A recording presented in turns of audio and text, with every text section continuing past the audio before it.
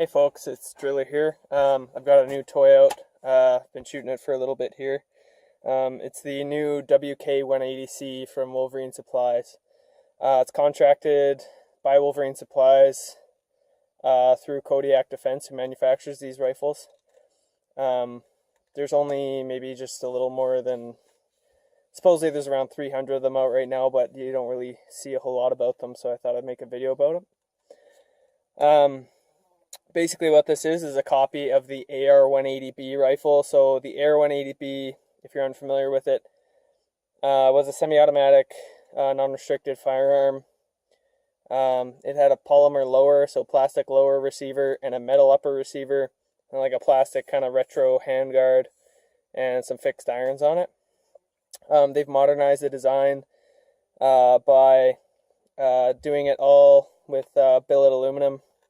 So aluminum upper and lower, and aluminum handguard, and 1913 Picatinny rail all the way along. They've also made it have an ambidextrous charging handle. So right now I've got it on the left-hand side here. It's right here. I actually really love running it on the left-hand side. It makes reloads insanely fast with this gun. It's awesome. It'll actually probably make it competitive in the shooting sports, which is neat. You can also have it on this side as well. Some of the first features you'll notice is there's a kind of a standard AR-15 magazine release on there, standard AR-15 trigger, standard AR-15 grip.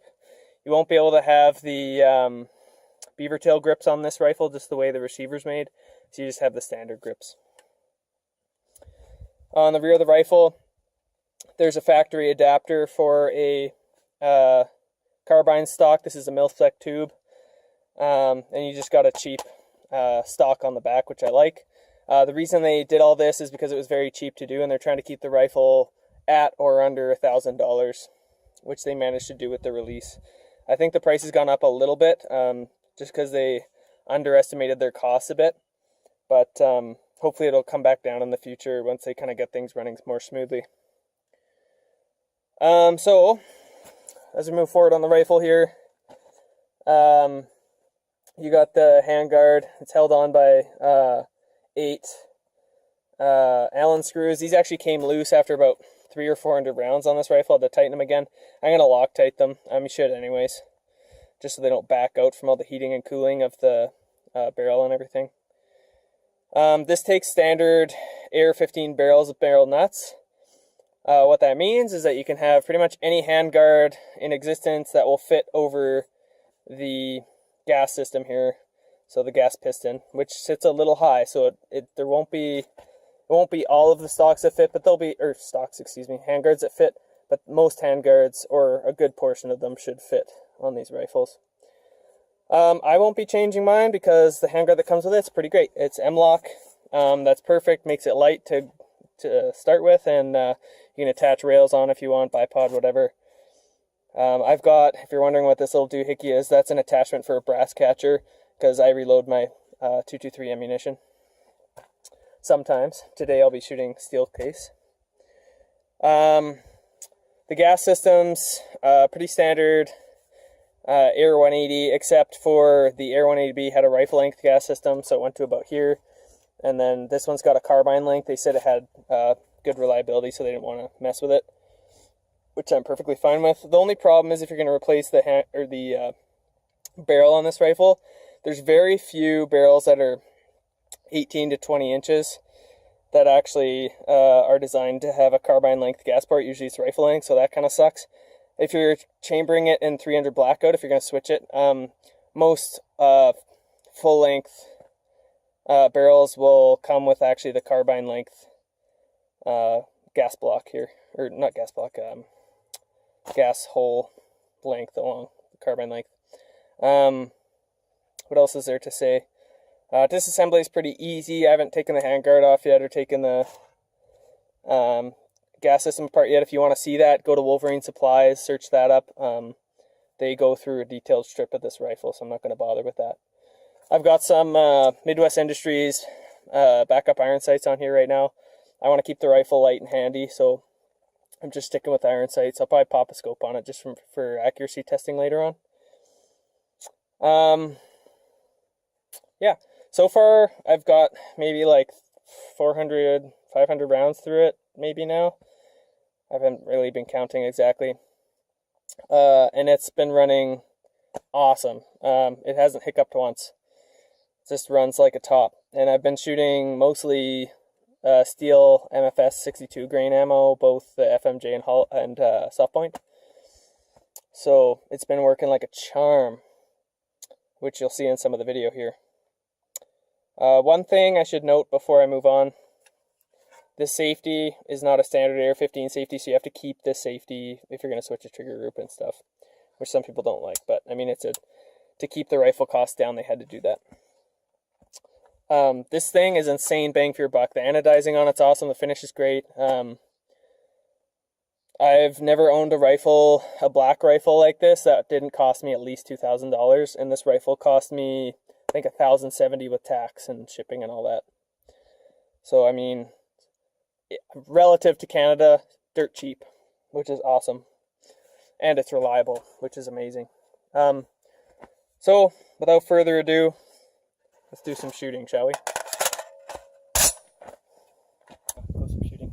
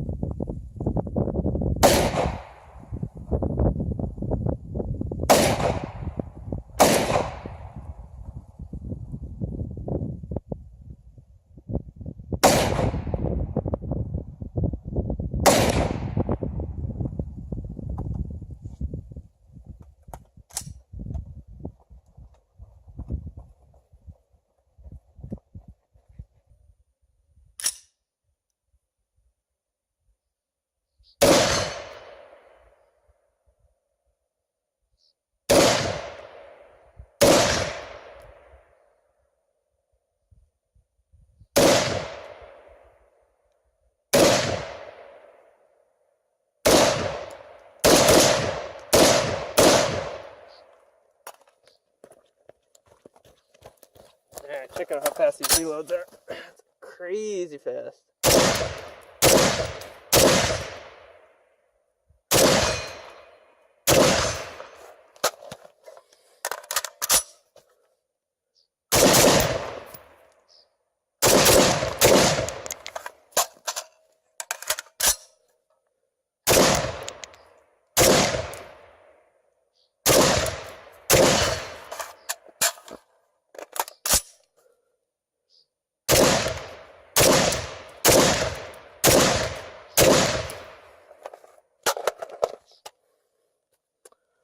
Get a little warm.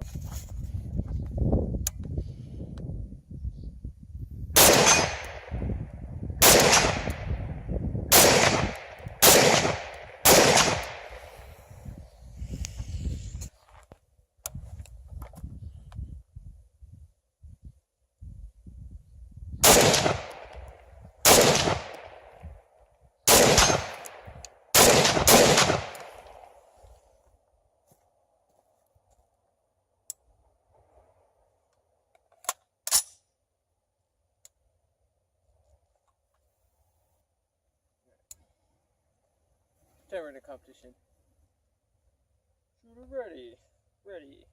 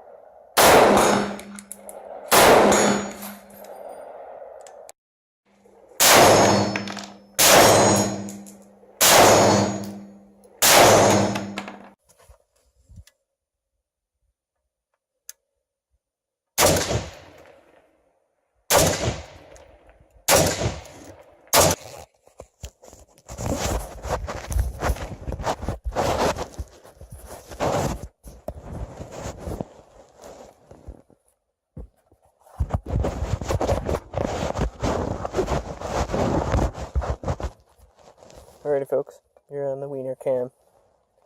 Seems to be working kind of well, so I'm just gonna keep using it.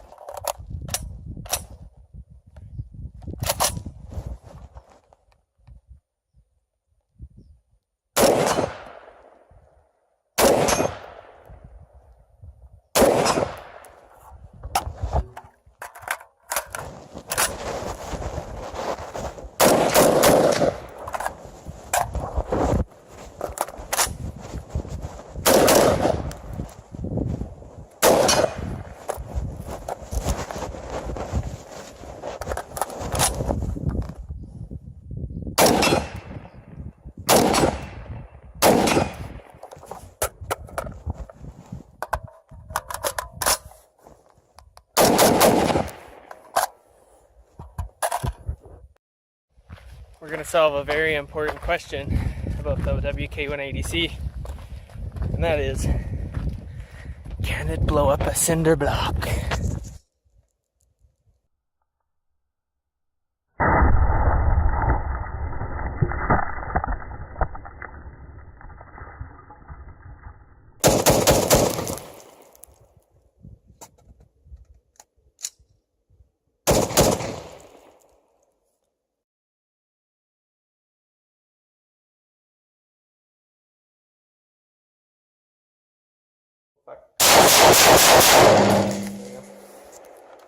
I got shell in the face.